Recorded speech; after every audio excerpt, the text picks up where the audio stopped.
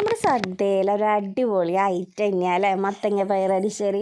അപ്പം നമുക്ക് ഇപ്രാവശ്യം ഒരു മത്തങ്ങ പയറരിശ്ശേരി ഉണ്ടാക്കി നോക്കിയാലോ. അപ്പം നമുക്ക് വീഡിയോയിലേക്ക് പോവാം അല്ലേ. അപ്പോൾ സമയം കളയാതെ വേഗം വായോ. തലേ ദിവസം ഉണക്കപ്പയർ വെള്ളത്തിലിട്ട് കുതിർത്ത് വെച്ചതാണ്. ഇതൊരു 1.5 കപ്പ് ഉണക്കപ്പയർ ഉണ്ടാവും. ഇനി നമുക്കിതൊരു കുക്കറിലേക്ക് ഇട്ട് കൊടുക്കാം.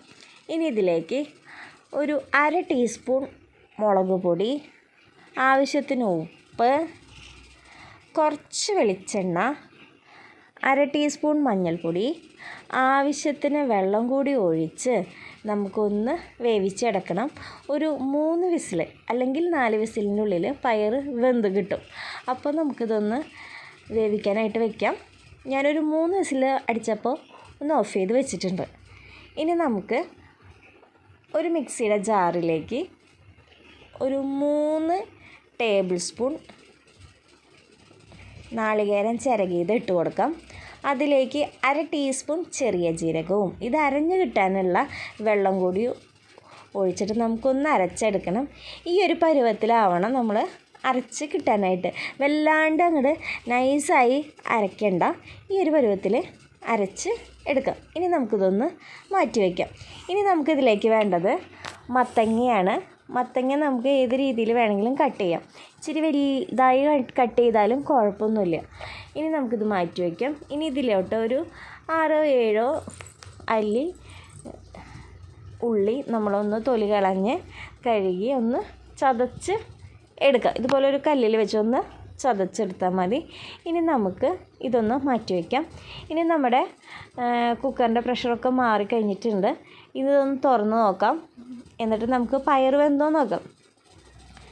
ഇപ്പോൾ നമ്മുടെ പയറൊക്കെ വെന്തിട്ടുണ്ട്. ഒരു 3 വിസിലിൻ്റെ ഉള്ളിൽ പയർ വെന്ത് കിട്ടിയിട്ടുണ്ട്. ഇനി നമുക്ക് ഇതിലേക്ക് ഈ ചതച്ച് വെച്ച ഉള്ളി ഇട്ട് കൊടുക്കാം. ഇനി അതിലോട്ട് നമ്മൾ അരിഞ്ഞ് വെച്ച മത്തങ്ങയും കൂടി ഇട്ടിട്ട് ഒരു വിസിൽ. മത്തങ്ങയൊക്കെ പെട്ടെന്ന് വെന്ത് കിട്ടും, അത് കാരണം ഒരു വിസിൽ മതി. ഒരു വിസിൽ വരുമ്പോൾ നമുക്കിതൊന്ന് ഓഫ് ചെയ്ത് വയ്ക്കാം കേട്ടോ. അപ്പോൾ നമുക്കിതൊന്ന് അടച്ച് വെച്ചിട്ട് ഒരു വിസിൽ വരുന്നത് വരെ നമുക്കിതൊന്ന് വെയിറ്റ് ചെയ്യാം.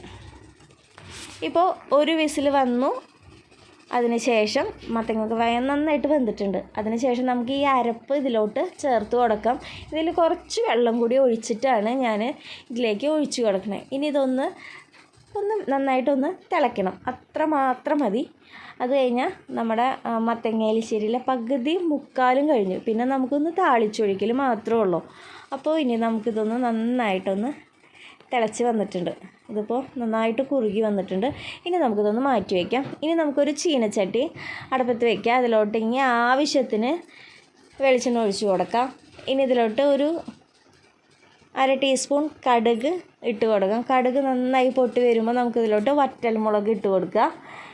ഇനി 1 ടീസ്പൂൺ ഉഴുന്നാണ് ഇട്ട് കൊടുക്കുന്നത്. ഉഴുന്നും കൂടി ഇട്ടതിന് ശേഷം നമുക്കിതിലോട്ട് ഒരു 4 ടേബിൾ സ്പൂൺ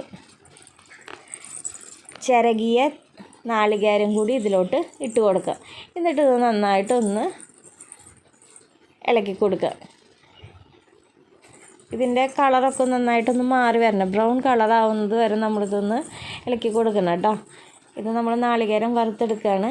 ഇനി ഇതിലോട്ട് ഒരു 3-4 തണ്ട് കറിവേപ്പിലയും കൂടി ഉരിഞ്ഞത് ഇട്ട് കൊടുക്കാം. എന്നിട്ട് നന്നായിട്ടൊന്ന് ഇളക്കി കൊടുക്കുക. ഇത് ബ്രൗൺ നിറം ആവുന്നത് വരെ നമ്മളിത് ഇളക്കിക്കൊണ്ടേയിരിക്കുക. ഇപ്പോൾ നമ്മുടെ നാളികേരമൊക്കെ നന്നായി വറവ് വന്നിട്ടുണ്ട്, നല്ല ബ്രൗൺ കളറായിട്ടുണ്ട്. ഇനി നമുക്ക് ഇതിലേക്ക് ഒരു 1/2 ടീസ്പൂൺ മുളക് പൊടിയും കൂടി ഇട്ട് കൊടുത്തിട്ട് ഒന്ന് ഇളക്കി കൊടുക്കാം. ഇനി നമ്മുടെ പരിപാടി കഴിഞ്ഞു.